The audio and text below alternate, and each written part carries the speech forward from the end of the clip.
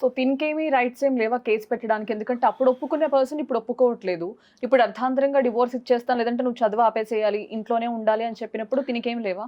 యాక్చువల్‌గా ఏంటంటే అండి, చదువు పేరు మీద డైవర్స్ ఇస్తాననటం గాని, తీసుకోవటం అనేది చాలా క్రూయల్ అది. హ్మ్. ఎందుకంటే ఎప్పుడైనా డైవర్స్‌కొస్తే బాగా మనుషులు హర్ట్ అయిపోతే బేసికల్‌గా ఏదైనా అఫైర్స్ విషయంలో గాని, లేకపోతే పిల్లలు కారు ఇంపార్టెన్సీ హ్మ్. గాని, ఇంకోటి ఉంటే గాని అక్కడ ఆప్షన్ లేదు మనకి. హ్మ్.